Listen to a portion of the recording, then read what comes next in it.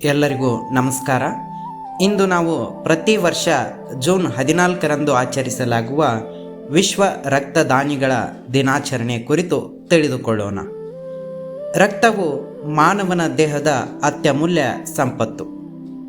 ಇಂದಿನ ಆಧುನಿಕ ವೈದ್ಯಕೀಯ ಕ್ಷೇತ್ರವು ಎಷ್ಟೇ ಮುಂದುವರೆದಿದ್ದರೂ ಸಹ ರಕ್ತವನ್ನು ಕೃತಕವಾಗಿ ತಯಾರಿಸಲು ಸಾಧ್ಯವಾಗಿಲ್ಲ.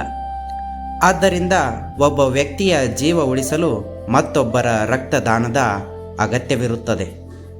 ವಿಶ್ವ ರಕ್ತದಾನಿಗಳ ದಿನವನ್ನು ಆಚರಿಸುವ ಮುಖ್ಯ ಉದ್ದೇಶ ಸ್ವಯಂ ಪ್ರೇರಿತ ರಕ್ತದಾನಿಗಳನ್ನು ಗೌರವಿಸುವುದು ಮತ್ತು ಹೆಚ್ಚಿನ ಜನರಲ್ಲಿ ರಕ್ತದಾನದ ಬಗ್ಗೆ ಜಾಗೃತಿ ಮೂಡಿಸುವುದಾಗಿದೆ. ಅಪಘಾತಗಳು, ಶಸ್ತ್ರಚಿಕಿತ್ಸೆಗಳು, ಹೆರಿಗೆ ಸಂದರ್ಭಗಳು, ಕ್ಯಾನ್ಸರ್ ಚಿಕಿತ್ಸೆಗಳು ಮತ್ತು ರಕ್ತದ ಕೊರತೆಯಿಂದ ಬಳಲುವ ಅನೇಕ ರೋಗಿಗಳಿಗೆ ರಕ್ತ ಅತ್ಯಗತ್ಯವಾಗಿರುತ್ತದೆ. ಹಲವರಿಗೆ ರಕ್ತದಾನ ಮಾಡಿದರೆ ದೇಹ ದುರ್ಬಲವಾಗುತ್ತದೆ ಎಂಬ ತಪ್ಪು ಕಲ್ಪನೆ ಇದೆ. ಆದರೆ ವೈದ್ಯರ ಮಾರ್ಗದರ್ಶನದಲ್ಲಿ ಆರೋಗ್ಯವಂತ ವ್ಯಕ್ತಿಯೊಬ್ಬರು ರಕ್ತದಾನ ಮಾಡಿದರೆ ಯಾವುದೇ ಹಾನಿಯಾಗುವುದಿಲ್ಲ. ಸಾಮಾನ್ಯವಾಗಿ ಕೆಲವೇ ವಾರಗಳಲ್ಲಿ ದೇಹವು ಕಳೆದುಕೊಂಡ ರಕ್ತವನ್ನು ಪುನಃ ಉತ್ಪಾದಿಸುತ್ತದೆ. ರಕ್ತದಾನ ಮಾಡಲು ಸಾಮಾನ್ಯವಾಗಿ 18ರಿಂದ 65 ವರ್ಷದೊಳಗಿನ ಆರೋಗ್ಯವಂತ ವ್ಯಕ್ತಿಗಳು ಅರ್ಹರಾಗಿರುತ್ತಾರೆ. ರಕ್ತದಾನ ಮಾಡುವ ಮೊದಲು ವೈದ್ಯರು ಆರೋಗ್ಯ ತಪಾಸಣೆ ನಡೆಸಿ ರಕ್ತದಾನಕ್ಕೆ ಯೋಗ್ಯರೇ ಎಂಬುದನ್ನು ಖಚಿತಪಡಿಸಿಕೊಳ್ಳುತ್ತಾರೆ.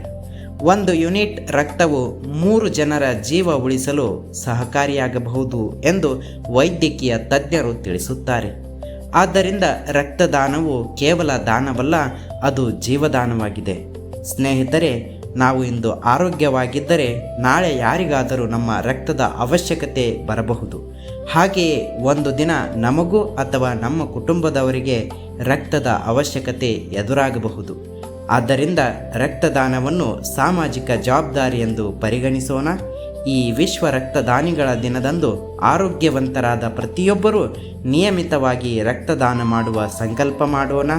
ನಮ್ಮ ಒಂದು ಸಣ್ಣ ನಿರ್ಧಾರ ಮತ್ತೊಬ್ಬರ ಬದುಕಿನಲ್ಲಿ ಹೊಸ ಆಶಾಕಿರಣವಾಗಬಹುದು. ರಕ್ತದಾನ ಮಾಡಿ, ಜೀವದಾನ ನೀಡಿ. ಎಲ್ಲರಿಗೂ ಧನ್ಯವಾದಗಳು. ನಮಸ್ತೆ.